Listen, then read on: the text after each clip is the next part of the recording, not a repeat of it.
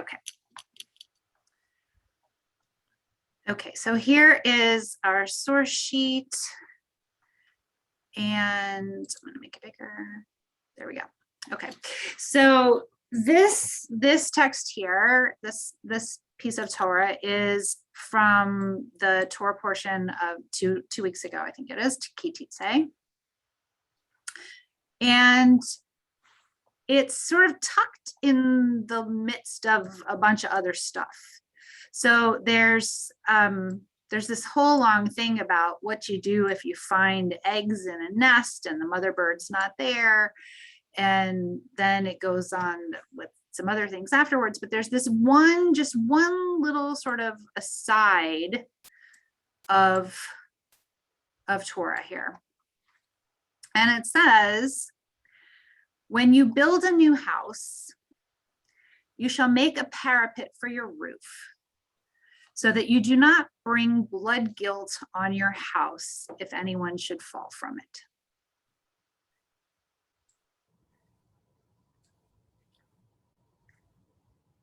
So on first reading, what do we see about this text?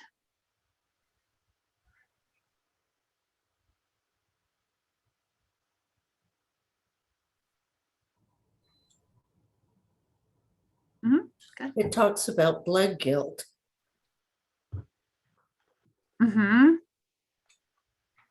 Is it about protecting yourself from a liability to someone else?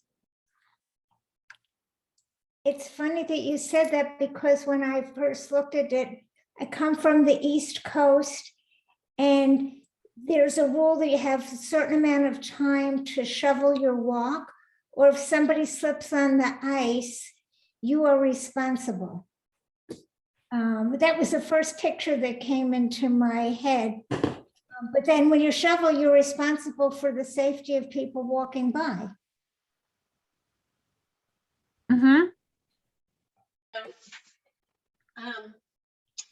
So a parapet defined as a low protective wall along the edge of a roof, bridge, or balcony.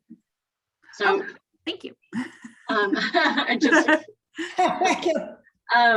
I thought, now that I'm envisioning a perimeter of a low wall, so that you do not bring blood guilt on your house if anyone, falls from it.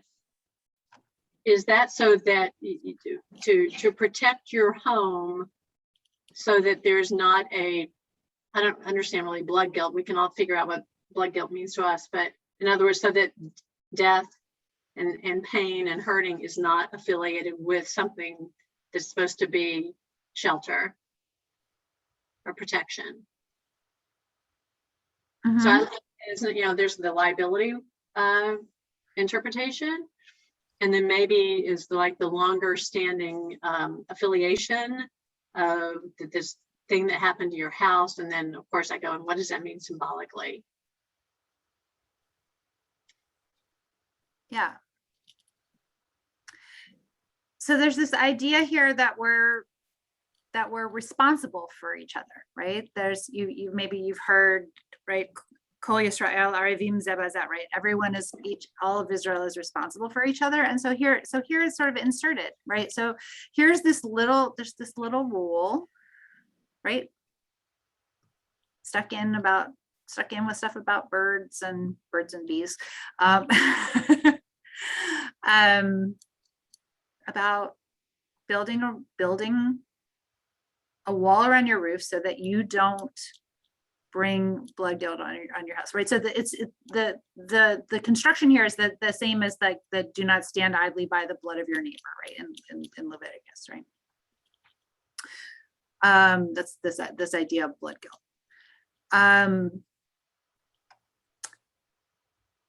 So there's this idea that we are not only responsible for ourselves and for our own actions, but we're responsible for the actions of others, right?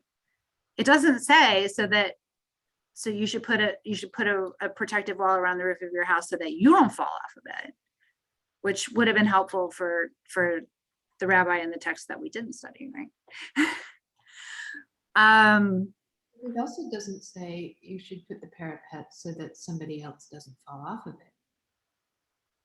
So in a strange way, it's still about you, and not only about you, but about your house, meaning about your children as well as you. Like, you don't want to be that house where everybody knows that so and so years ago there was somebody who fell off. Oh, interesting. Yeah.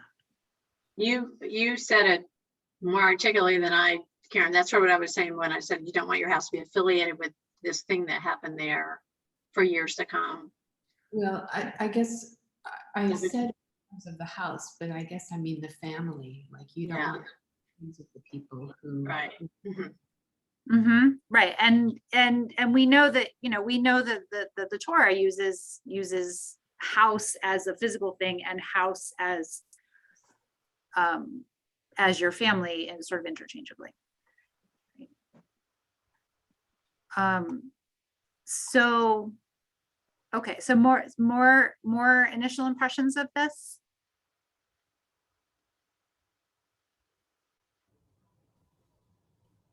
Okay. So Maimonides, in his Mishneh Torah, expands on this, takes this little text and expands on it to this whole idea of responsibility for others. And he says here, there's no difference between a roof or anything else that is dangerous and likely to cause death to a person who might stumble. If, for instance, one has a well or a pit in his courtyard, he must build an enclosing ring 10 handbreadths high, or put a cover over it so that a person should not fall into it and die. So noticing here, Karen, you're and Dee Dee both, right? He focuses on the preventing the tragedy, not preventing the guilt. But he's adding this idea of duty. So too, any obstruction that is a danger to life must be removed as a matter of positive duty and extremely necessary caution.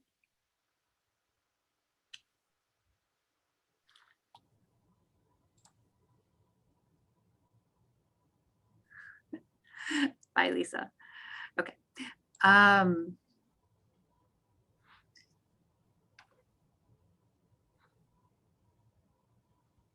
So I think here, like, okay, so now we've got our roof and we don't necessarily have a well or a pit, but we might have a swimming pool, right? We have to fence it. We have to cover it. So too, any obstruction that is a danger to life must be removed as a matter of positive duty and extremely necessary caution.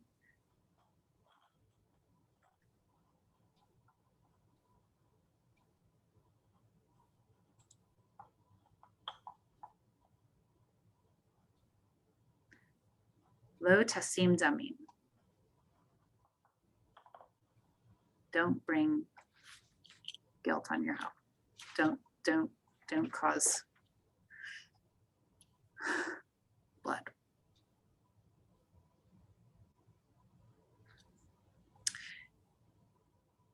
So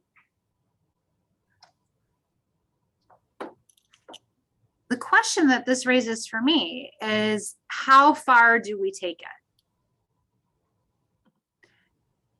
So any obstruction that is a danger to life must be removed as a matter of positive duty and extremely necessary caution. Mel? Well, I'm thinking that this could be more than just literal. Just even like thinking of circumstances now. So if you know that you're in the position of making somebody else ill and you don't take precautions against that, that's also an obstruction. It's dangerous to other people. So that's not literally a building or a place, but it is also a danger to others, to the safety of others. Mhm. So to me, this doesn't have to be literal. It emphasizes the value of life and how it must be protected. Mhm. Say more, Diane. Well, it shows you, there's no difference between a roof or anything else that is dangerous and likely to cause death to a person. And all the things that you have to do or you should do to protect it at all cost or whatever, to protect the life so that someone doesn't die.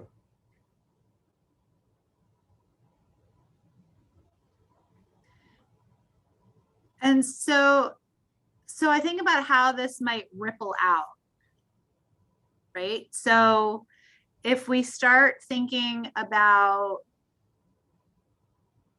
ways that we protect each other, right? So Madeline mentioned,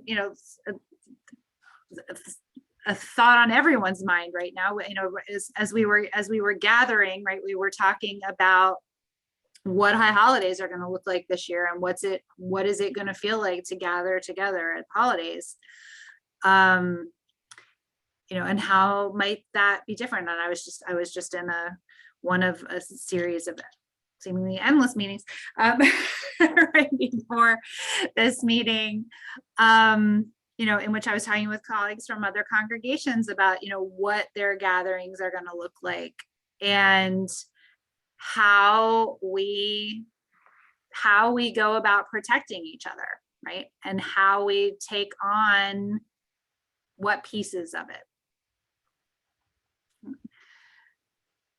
But we can start here. We could start with this idea of a fence around our roof, and we could go from that to that if it is in our power to do anything to prevent any obstruction that is a danger to life, right? So what could that be? That could be all kinds of things, right? If we think about the things that are causing death, destruction, and danger in our world right now, it could be everything from providing mosquito netting to prevent malaria, to wearing masks to prevent COVID, to fighting wildfires.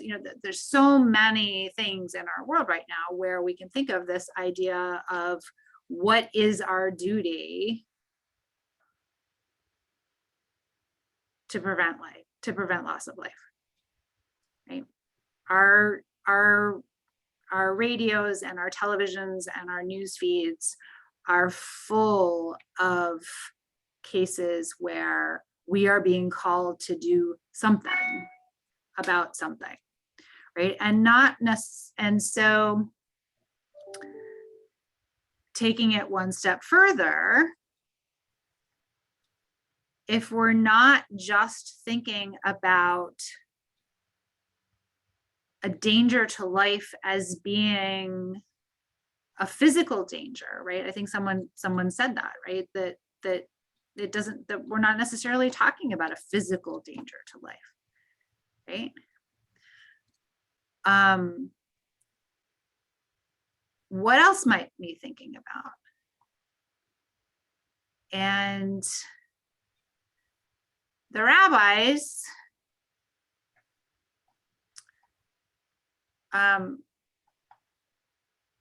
take this, we don't have to worry about this, the beginning part of this, but they were arguing about who said it. But in any event, what they said was anyone who had the capability to effectively protest the sinful conduct of the members of his household and did not protest, he himself is apprehended for the sins of the members of his household. So the rabbis take this idea of responsibility for another and extend it further. So not only are we talking about a danger to life in terms of a physical danger to life, but now we start to talk about our spheres of influence in terms of danger to emotional and spiritual life. So not only now are we trying to prevent someone from falling,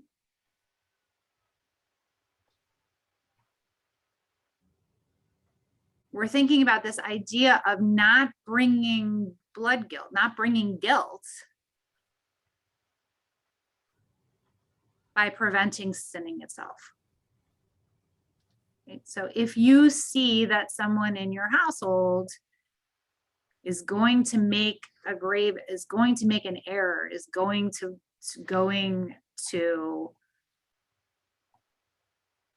fall into sin,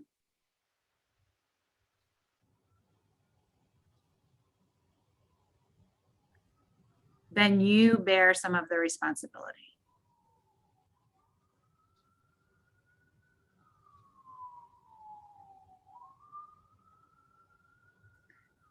I have a question. Mhm. So you went back to the guilt. So is there a difference between preventing guilt, because that's for you to prevent, as opposed to doing something because it's the right thing to do? I might do something because if something happens, I don't want to feel guilty, but it's a different thing to do something because it's the right thing to do. Is there a difference? What do you think? What do you think? I think there is a difference. I think there's a big difference. Mhm.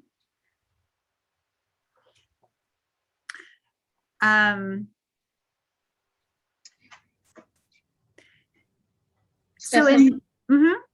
is it also about, and these are phrases that have come up a lot in the last year and a half, of a lot of reckoning in other areas, and talking with friends around the country who we all want to do something to, address the reckoning of, things going on.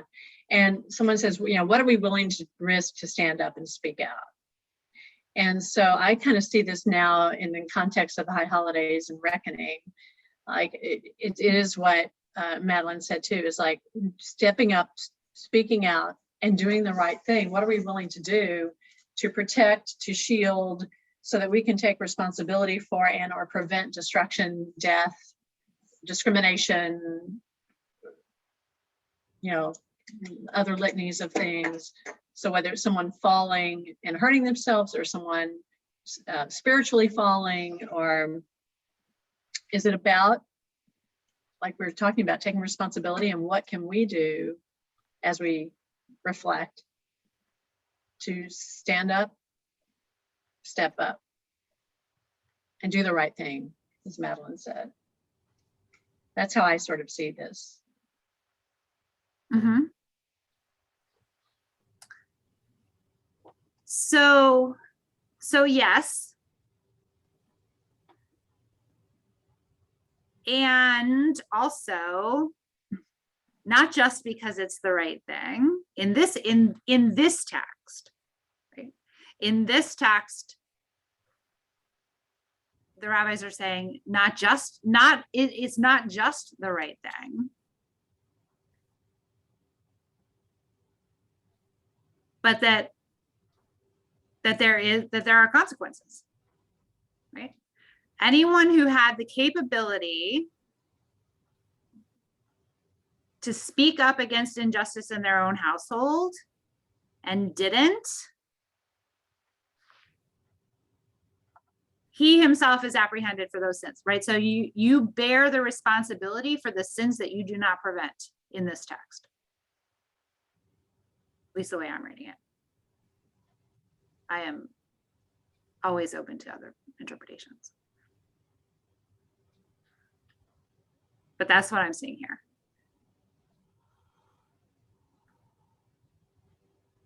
Karen, are you wanting to say something? Or you just turned your... No, I just finished with my lunch. Oh, I thought maybe you were turning on your camera in preparation to say something. No. Just joining. It is lovely to see you. Okay, so, and then it goes, so here, so we start with areas of influence. Okay.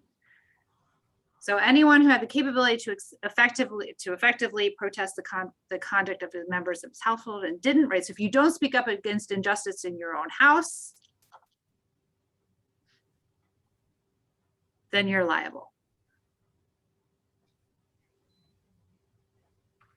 And then the next sphere of influence. If you're in a position to protest the sinful conduct of the people of his town and fails to do so, he is apprehended for the sins of the people of his town. So if you fail to speak up for injustice in your town, you're liable for that.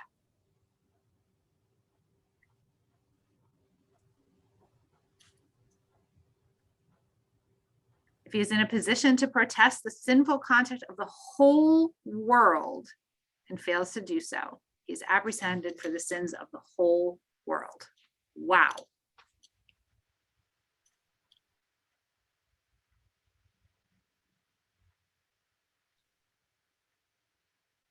What do we make of that?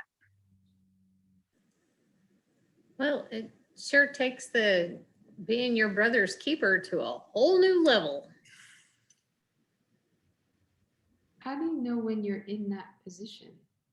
Like, Aha. Really good question. it makes me think of Esther, who had to be prodded by Mordecai to realize that she was in that position.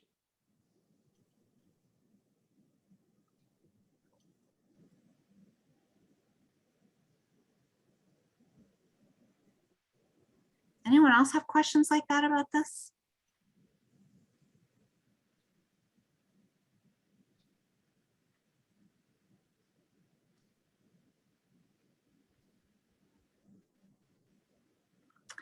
So I gotta be honest with you, friends. Like I said at the beginning of this conversation, I'm exhausted. And I would almost ask the opposite question that Karen said.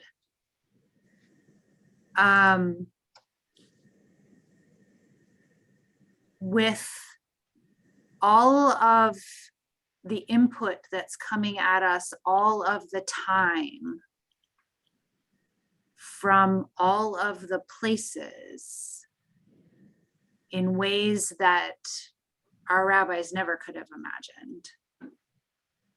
How do we know when we don't, when we're not in that position? Are we always responsible for all of the sins of all of the world if we know about them?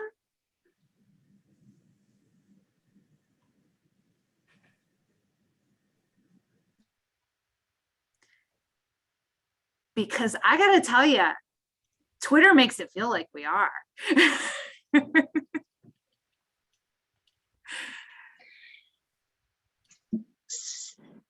What comes to mind, Stephanie, with your question is what Rabbi Hayan preached about last Friday night, is when to be, what's good is good enough, to be good enough. You know, we're all, like you say, there's so much. And, you know, you feel guilty or you feel responsible and you become overwhelmed. So what's good enough? And to be okay with good enough is sort of what did anyone else hear him last Friday night? Yes. Is that what you picked up? Anyone else? Or how did you pick it? What did you pick up from that? And do you feel that connects to this? No, I was thinking about, I think what he was trying to put across was how we feel about ourselves. Right. And this involves other people outside of our realm, really. I think this should be sent to the politicians of the world. But back to what Stephanie was saying about Stephanie feeling exhausted, I think a lot of us share that feeling.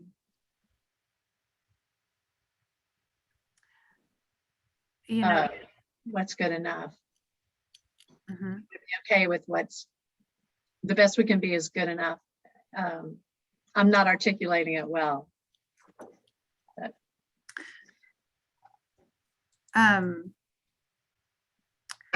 Right, and so knowing what's ours, right, and so there's a phenomenon that's being discussed quite a lot of late called compassion fatigue,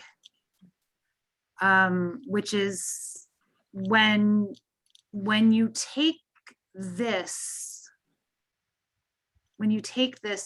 feeling of responsibility and this feeling of responsibility for everything, right,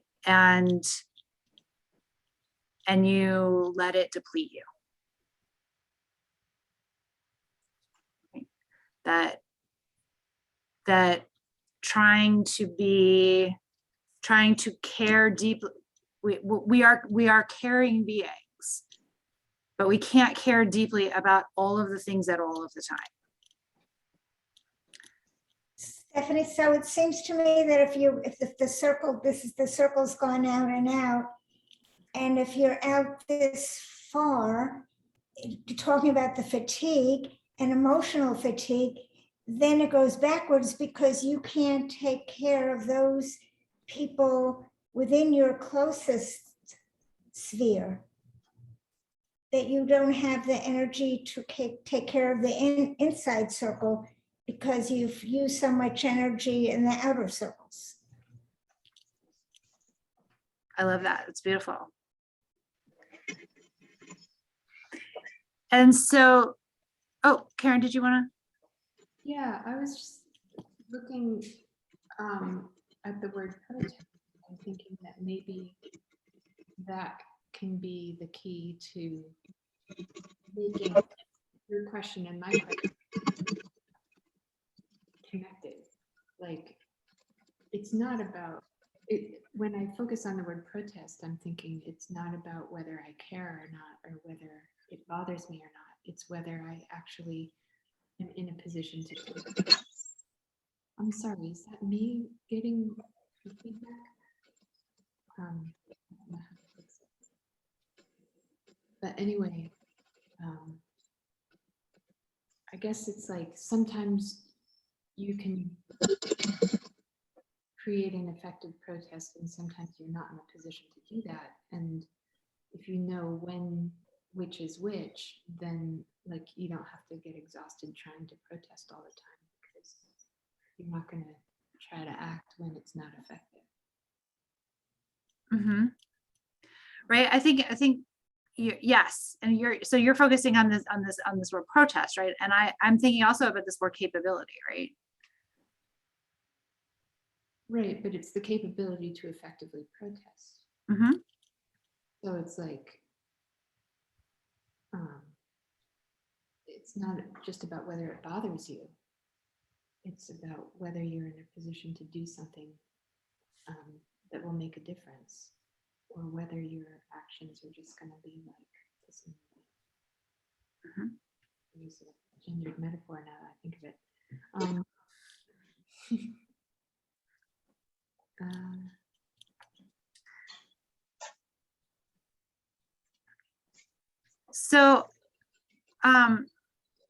So I was thinking about this, and I found this idea of compassion to be important here, right? So it's not just about the fatigue, it's about the compassion. And so when did we start to think about compassion? And Rashi actually has there's a really interesting text on like sort of how compassion came into the world here. And we start at the very, very beginning of the Torah. And we see here in the beginning of, right? And the name that's used for God here is Elohim. And only Elohim, right? So Rashi says that this name Elohim is God as a judge. Right? And in this season, right, in this season, as we're coming into the high holy days, as we're in this period of Elul, as we're in this period of coming, of wrestling with ourselves and wrestling with where we want to be in the new year and who we want to be in the new year, and we're coming to ourselves with this judgment, right? This God as judge figure looms large.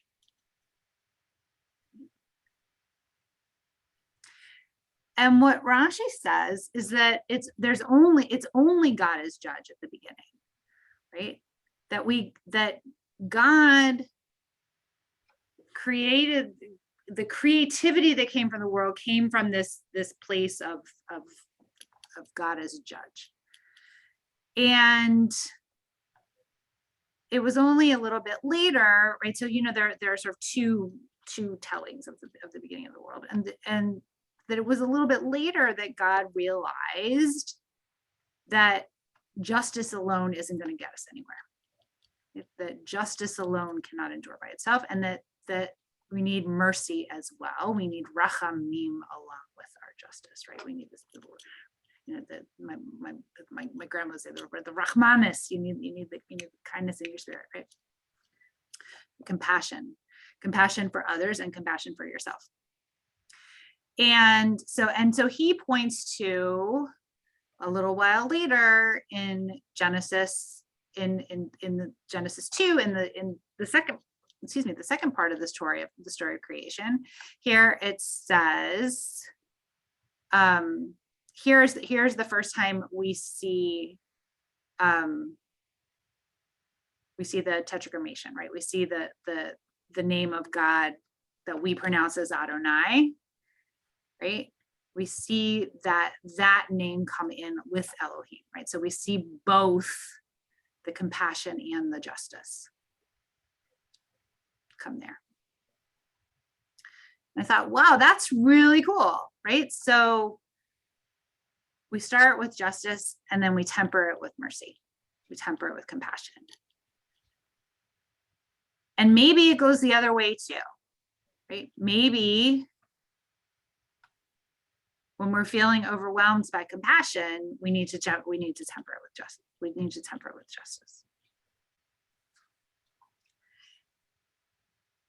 But something that Rashi doesn't mention here that I found really interesting. So Rashi goes right from Genesis 1 to Genesis 2:4. And I started looking at Genesis 2:3 also, because I think for us here and now, as we're thinking about these spheres of influence and how do we balance this desire to ripple out and ripple out and ripple out, we find right before the entrance of God as merciful God into the universe, we have Shabbat. And we have this verse that's familiar to us all. We say it every Shabbat, right? And God's still Elohim here, right? Still God of justice. Blessed Shabbat and made it holy and said holy kadosh, right? Because on this day God ceased from creation. Still Elohim here. And then we take a breath. And then we bring in this mercy. And I thought that was a really nice image and a really nice metaphor for us as we go into Yom Kippur, the Shabbat of Shabbats. Right? When we're really thinking about justice and we're really thinking about God as a judge, that we take that breath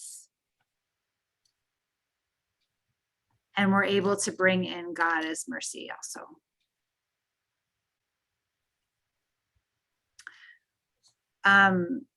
This quote here is a quote from a blog I follow. Nadia Bolz-Weber is a Lutheran minister. But she wrote a really powerful piece about what I was just talking about with social media and compassion fatigue. And I have the link to it is in the full thing is in the sheet. But it's been going around in Jewish circles also, especially because of the time of year. But it's not Christianity, it's psychology, right? It's, and she says, if your circuit, she talks about circuit breakers, and circuit breakers in her old house always going out because she overestimates how much electricity she can put through it, right? And that this works for people too, right? And she says, if your circuits are overwhelmed, there's a reason, and the reason isn't because you're heartless. It's because there is not a human heart on the planet that can bear all of what is happening right now, right? A little bit earlier, she talks about how we were not meant to have the amount of information coming at us that we have now, right? And she says, so thank you for being a person who cares about and responds to animals or the environment or immigration or domestic violence or any of the other worthy to be cared about problems that we are in the midst of right now. Just thank you. This idea, like Dee Dee said, of being enough. And so I got to thinking about this again, how do we go backwards? How do we move the scale in? How do we find the capability to effectively protest? How do we regain that ability? And so I came back to the first text that we looked at, right? The text about our roof. Remember our roof? This was all about roofs at the beginning, right? And I noticed that in the text about the roof, it's all in the singular text. It's all in singular construction, right? Oftentimes when we get mitzvot, when we get commandments, it's in, ani Adonai Elohechem, right? Yours, the plural, right? But in this case, it's all singular. When you build a new house, one,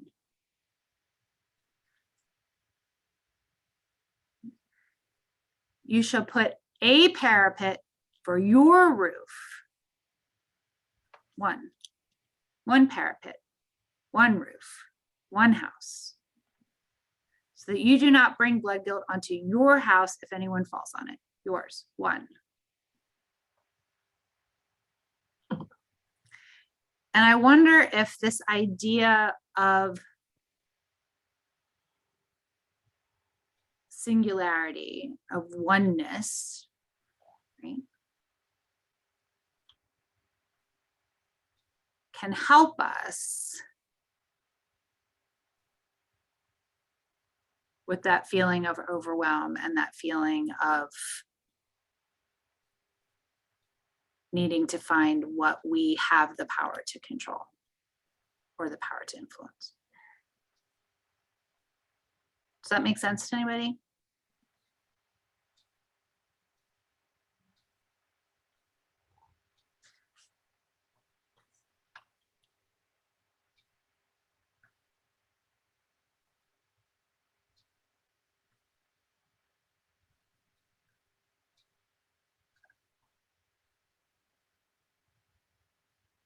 It makes me think also about this position again. Like, what can you do with yourself in the circumstances in which Mhm. it's like getting real about what your sphere of influence really is.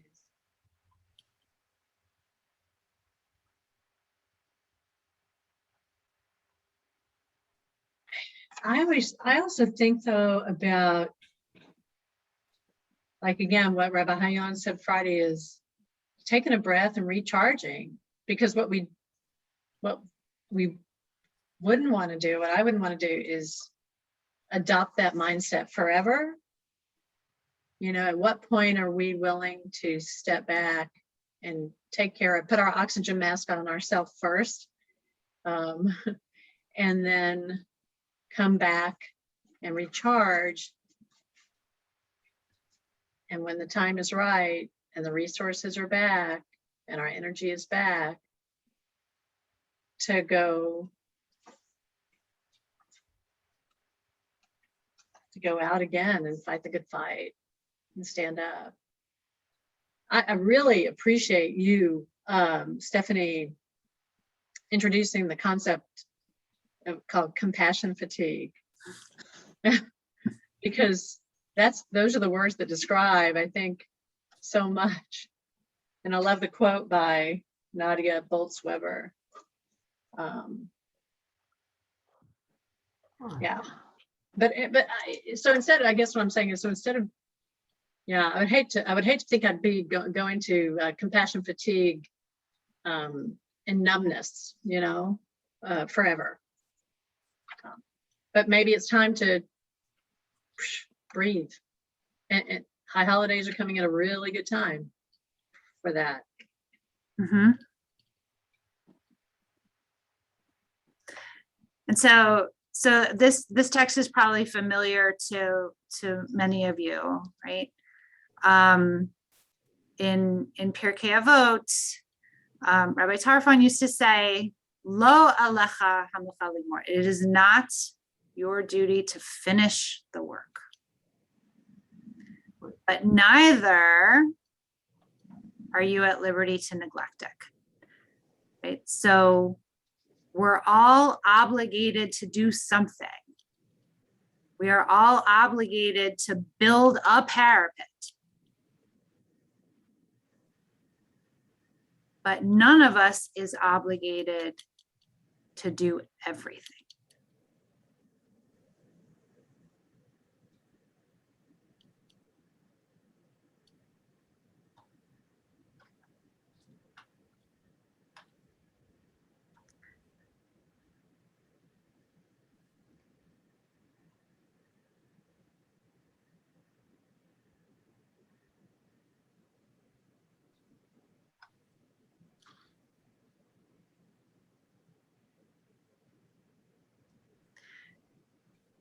And so I wrote a little prayer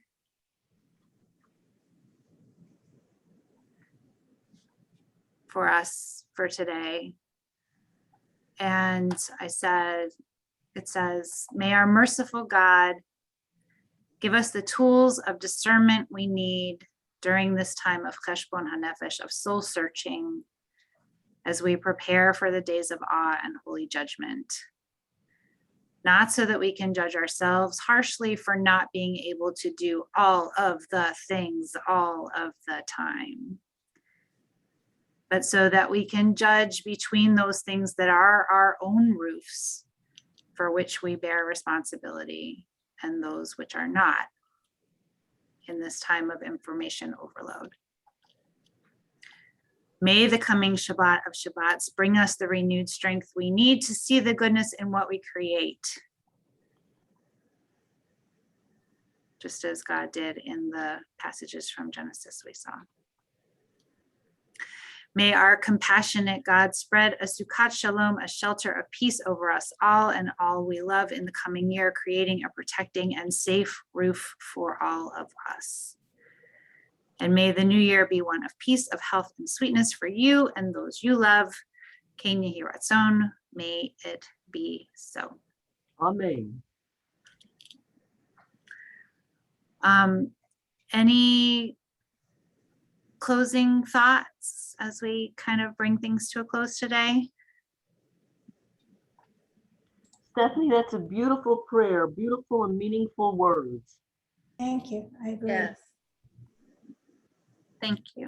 And may we all have a wonderful new year, healthy and happy, and let everything go well. Amen. And yeah, Stephanie, thank you. This was the perfect message for our third and final lunch and learn. It was perfect. Thank you. Thank you all so much for sharing this time of study and for being open to a little bit of a different journey with our texts today. I hope all your roofs stay dry.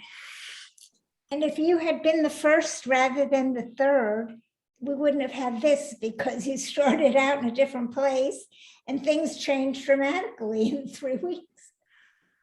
Oh my goodness, it's amazing how much changes in 3 weeks. You know, I think it's, you know, just when we think we're in one place, something new happens. Well, I hope that I'm able to see all of you again soon in the coming days and weeks for the shameless plug portion of the morning, or I keep saying morning, but it's not. I am teaching GEMS this week and look forward to seeing some of you then. And the Taste of Talmud class is on hiatus for September. Ordinarily, we would have met tomorrow, but we will be back. The next meeting is Thursday, October 7th at this time at 12:30. So I would love to have anyone who hasn't joined us before, you can jump right in. There's no, you know, there's no previous experience required. Love to have you join us. My birthday, I'll remember.